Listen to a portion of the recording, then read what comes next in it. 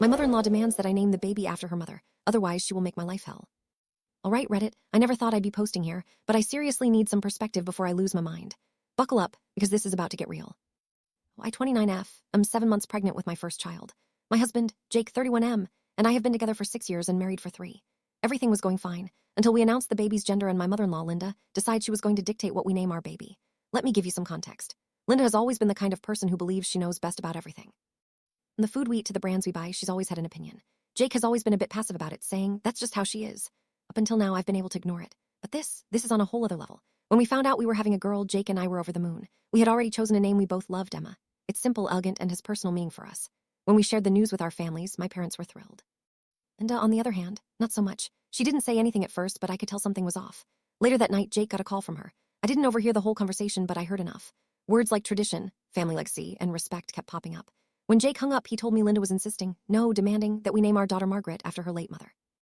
Oh, I never met Margaret, but I've heard enough stories to know she was a wonderful woman. However, I didn't feel comfortable knowing my child something just to appease Linda, especially since we had already chosen a name that meant something to us. We politely declined, thinking that would be the end of it. But oh, how wrong we were. We thought that saying no would be enough, but Linda wasn't backing down. The next few days were like a living nightmare. Started calling Jake multiple times a day, alternating between guilt-tripping and flat-out demanding that we reconsider. She would say things like, it's only fair, or Margaret deserves to live on through the name. She wasn't just pushing for the first name, now she wanted it to be the middle name too. At first, we both brushed it off, but then Jake's siblings got involved. They started texting him, saying things like, Mom is really upset, don't you think you're being a bit harsh? It's just a name, why make such a big deal? It felt like everyone in Jake's family was ganging up on us, trying to pressure us into changing our decision. Things got worse when Linda started showing up unannounced at our house. She would drop by while I was home alone, knocking on the door with that overly sweet smile, acting like she was doing us a favor. One day, she let herself in with the emergency key we had given her, which in hindsight was a huge mistake. I was sitting in the living room, and there she was, sitting down across from me with that look on her face, the one that meant she was about to talk to me like I was a child. Listen, sweetie, she began, her voice dripping with that patronizing tone I hated. I just think it would be so much easier for everyone if we named the baby Margaret. It would mean a lot to me, and it's the right thing to do. I could feel my blood pressurizing, but I forced myself to stay calm. I had to be strong. Linda, we've already made our decision. We're not changing the name, I said as evenly as I could. Her face fell. She stared at me for a moment before the tears started to fall. I just don't understand why you're doing this, she sobbed. I've given you everything. I welcomed you into my family, and this is how you repay me. By erasing my mother's legacy, you're going to rob her of the one thing that connects her to me, to our family. I was stunned. Manipulation was so blatant, it was almost impressive, but I wasn't falling for it. I had to stand my ground. Linda, I said, trying to stay composed, I'm not erasing anyone's legacy. We just want to choose a name that means something to us too. She didn't hear me. The tears turned into full-on sobbing, and that's when she dropped the bomb. If you don't name her Margaret, I will make your life hell. You'll regret this, I promise you. I was so caught off guard that I didn't know what to say at first. I just stared at her, my mind racing. Did she really think that threatening me would change my mind? I was scared of her, but I knew this was just the beginning. I think it's time for you to leave, I said firmly, standing up. We're not going to talk about this anymore. She didn't move. Instead, she sat there, still crying, for a few moments before finally standing up and walking out without saying another word. He got home later that evening, and I could see it in his eyes, the exhaustion, the frustration. It had been a rough day for him, and I could tell he wasn't just upset with his mother. He was upset with himself, too. He hated the tension it was causing between us. I can't believe she said that, Jake muttered, packing in the living room. She's really not going to let this go. I know, I said, trying to keep my voice steady. But we have to stay strong, Jake. We can't give in to her threats. Made our decision. We can't let her control us like this. He stopped packing and looked at me. I don't know what to do anymore. She's making everything so difficult. I don't want to lose her, but I also don't want to be in the middle of this fight. I took a deep breath. I knew this wasn't easy for him. He was in an impossible situation, caught between the woman who raised him and the woman who was about to give birth to his child. But we had to stick together. We're not going to lose her, Jake, I said softly. But we have to set boundaries. She can't keep doing this. We have to do what's best for our family, for our baby. The next few days were filled with more manipulation from Linda. She called nonstop, sent passive-aggressive texts, and even left me a voicemail saying that family is everything and this isn't how we treat the people who love us. It was exhausting. Then came the email. He opened it one evening, and I could see his face fall as he read it. It was a long, rambling message from Linda, filled with guilt trips, threats, and promises of never speaking to us again if we didn't comply. She even went so far as to say she'd never look at the baby the same way if we didn't change the name. That was it. I could feel the pressure mounting, but I wasn't about to back down. If we caved now, it would set a precedent for the rest of our lives. Linda would think she could control us forever. I looked at Jake, and he met my gaze. He looked tired, but there was a hint of resolve in his eyes now. He wasn't going to let her do this to us either. I think we need to do something about this, I said quietly. Jake nodded. Yeah, we can't let her keep manipulating us. We didn't know exactly what the next steps would be, but one thing was certain. We weren't going to let Linda win. This was our family, and we had to protect it no matter how difficult it got. A week passed since that incident with Linda, and it was, to put it mildly, exhausting. She hadn't stopped her attempts to pressure us. Calls, texts, emails, constant bombardment. They all contained the same threats, saying if we didn't change the name, she would never forgive us. Every time Jake got a message or call from her, I could see how his face tightened with stress. Tried my best to stay calm, but even I could feel how draining this was becoming. One evening, after another voicemail from Linda, Jake was sitting at the kitchen table, deep in thought. He looked utterly drained. I watched as he stared at his phone, the glow of the screen illuminating his tired eyes.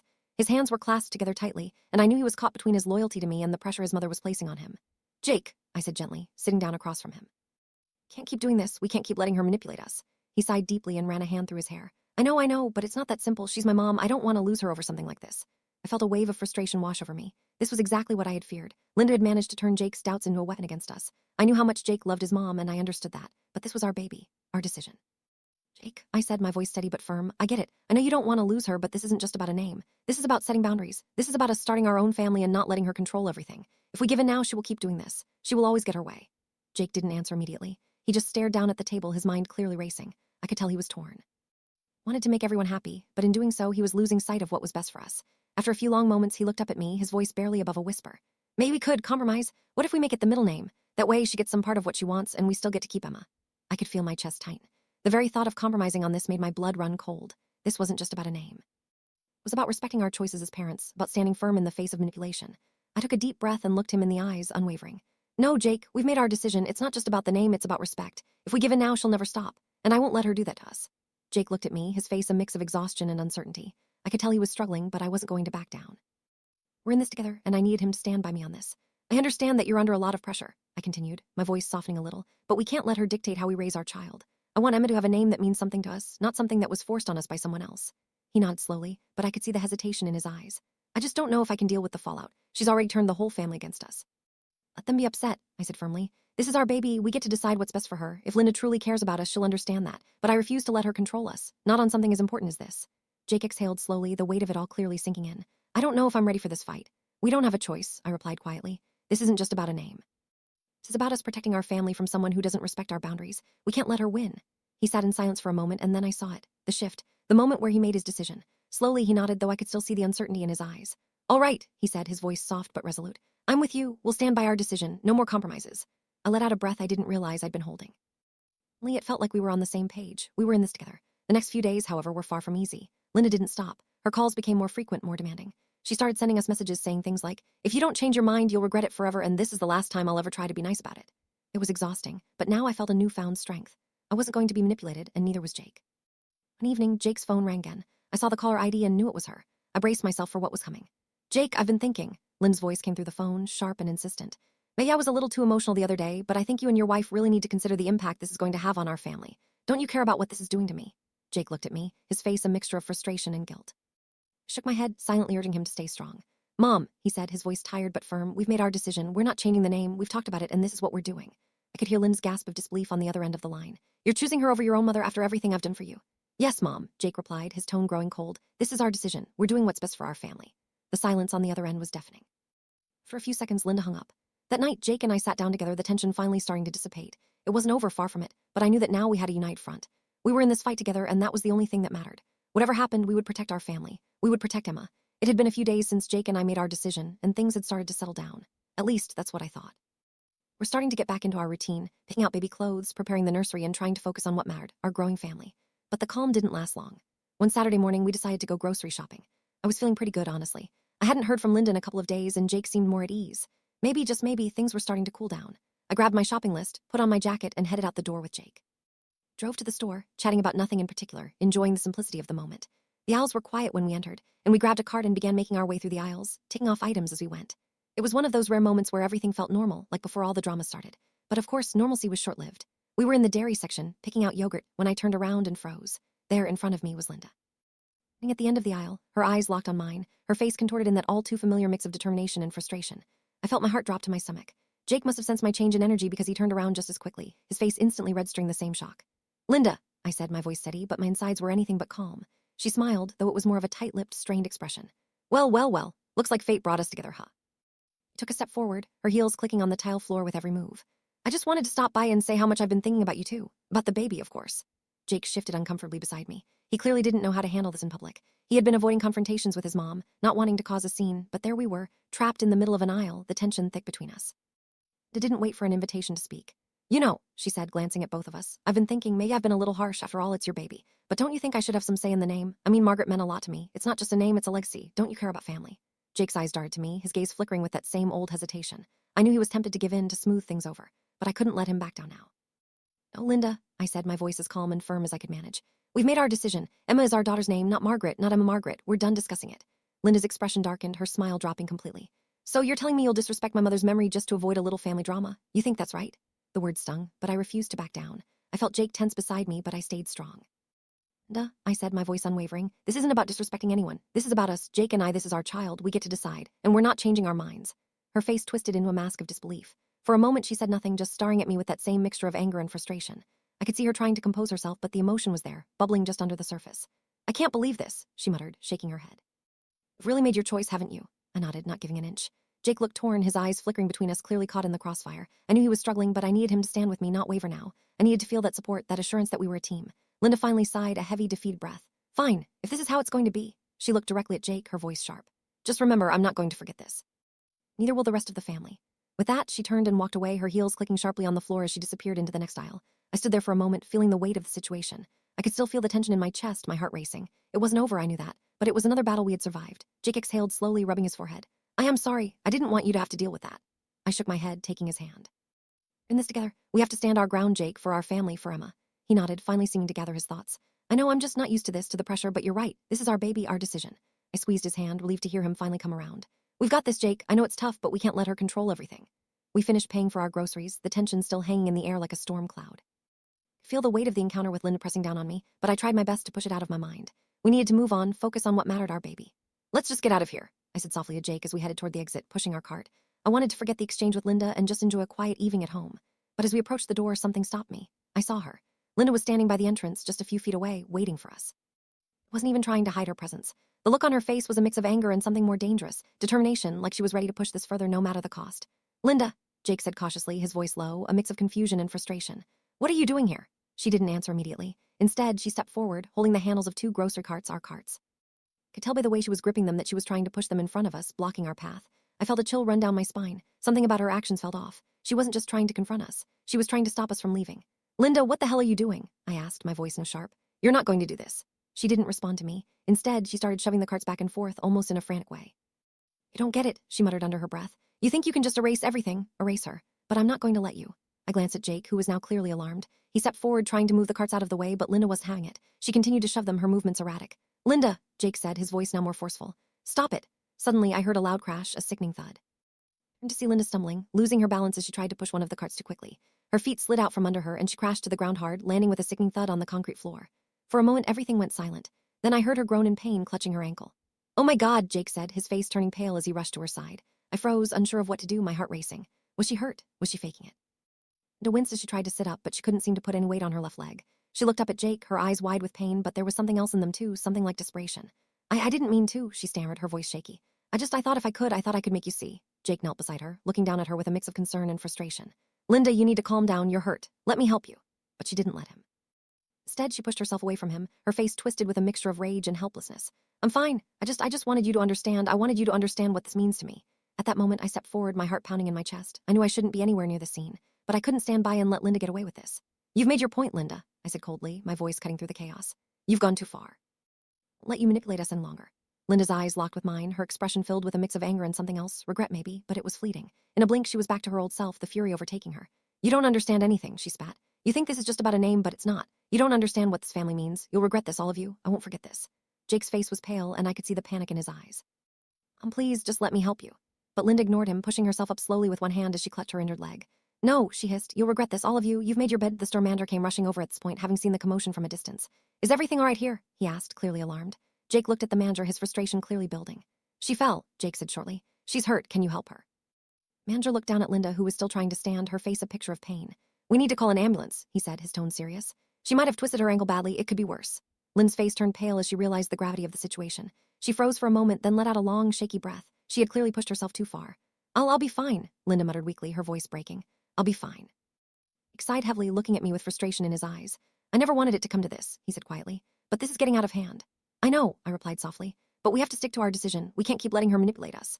The manager was already on the phone, calling for an ambulance. I stood back, watching as Linda sat on the ground, her face pale and strained, her fury slowly giving way to the reality of her situation. A moment I almost felt bad for her. Almost, but I knew this was the end. Linda wouldn't stop, she never did. But as I looked at Jake, I could see the shift in him. He was starting to realize that we had to keep moving forward. No matter the cost. As we left the store, I couldn't shake the image of Linda on the floor, clutching her leg, her fury momentarily replaced with shock and pain. I stayed quiet in the car, my heart still racing from the ordeal. He didn't say much either. He was too wrapped up in his thoughts, clearly worried about his mother. The atmosphere was thick with tension, and the ride home felt like it lasted forever. We got a call not long after we got home, telling us that Linda had been taken to the hospital. The ambulance had arrived promptly after the accident, and she was now being checked out for a potential sprained ankle. But it wasn't just her leg that was an issue. Jake didn't hesitate. "Going to the hospital," he said, grabbing his coat. "I need to make sure she's okay." I nodded, even though a part of me wanted to scream. Linda's behavior was completely out of line, and yet here I was, encouraging Jake to go check on her. But I knew he needed closure, and maybe, just maybe, this was a chance for him to see things clearly. Hospital was a sterile, cold place. Bright fluorescent lights, the constant hum of machines in the background, the smell of antiseptic and something faintly metallic. We walked into the ER, and the receptionist directed us to Linda's room. I couldn't help but notice the distance between us now, an invisible barrier that had formed since that last altercation. Jake, ever the doodle son, was already putting on his concerned face, trying to act like everything was fine. We got to Linda's room. She was sitting on the bed, wrapped in a hospital gown, looking a little pale but not as bad as I had expected. She still had the angry, defiant look in her eyes, like she was refusing to let this be the end of her battle. But something was different. Her posture was slouched, and she seemed more fragile somehow, almost like the strength she'd carried with her for so long had suddenly vanished. He immediately walked to her side, pulling up a chair and sitting next to her. "Mom, how are you feeling?" he asked gently, his voice full of concern. Linda blinked up at him, her eyes unfocused for a second, and then she tried to sit up straighter. "I am fine," she said, her voice wavering. "It's just a sprain, nothing too serious." But something wasn't right. There was a distant look in her eyes, like she was struggling to focus on what was in front of her. Nurse came in soon after, clipboard in hand, her expression serious. "We've run some tests. It seems like there was a mild concussion, a fall like that can cause some memory loss, especially if she hit her head." At that, my heart skipped a beat. Memory loss? Jake looked at the nurse, his brow furrowed. "What kind of memory loss are we talking about?"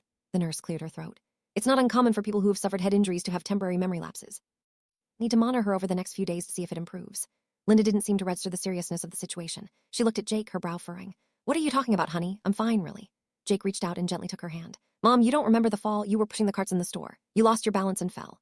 Lynn's face was blank for a moment, and then something flickered in her eyes, confusion, maybe, or realization. It didn't last long. She blinked again, a puzzled look crossing her features. I don't remember the store." I couldn't help but feel a mix of emotions, concern for Linda, and yet a small part of me felt a strange sense of relief. If she couldn't remember the fall, maybe she wouldn't remember her threat to make my life hell either. The nurse continued, her voice calm but professional. "It's important that she rests. Have to keep her under observation for a bit longer. Memory can sometimes come back, but it could take a little while." Linda's eyes searched the room, finally locking onto me. She looked lost, almost vulnerable, and for the first time in a long while I could see the woman beneath the overbearing persona. "I am sorry," she said, her voice small. I didn't mean to do all of that." Jake, ever the peacemaker, looked at me, then back at his mother. "Mom, it's okay. Get through this together." I stayed silent, watching them interact. Part of me wanted to speak up, to call out all the emotional manipulation that Linda had put me through, but the other part of me was caught in the moment. I didn't know if this was real, or if it was just another way for Linda to get her way. But something in the back of my mind told me that, for once, maybe Linda wasn't putting on a show. Maybe she really had lost her memory. If that was true, I couldn't help but wonder if it would change everything, if this would be a chance for a fresh start. Linda seemed to regain some of her composure, sitting up straighter in bed, but the defensiveness that had once been her armor was no longer there.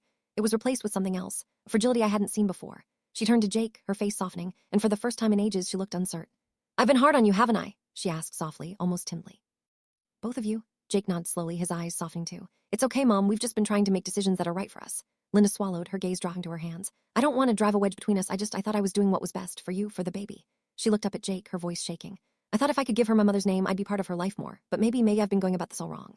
I stayed quiet, still watching her. I had to admit, the way Linda was speaking felt different. It felt real. But then again, was it just the memory loss talking? Or was this an attempt to soften the blow? Jake sighed, the tension in his shoulders easing a little. "We'll work through this, but you need to respect our decisions too. We've got to find a way to be a family without pushing each other to the limit." Linda nodded slowly, her eyes welling up with tears. "I'm sorry, Jake, I'm really sorry." For a moment, everything seemed quiet. The hospital room felt a little less cold, but I couldn't shake the feeling that, even though she might have forgotten parts of what had happened, the battle wasn't over. Not yet. A few weeks passed, and Linda's memories started to return, bit by bit.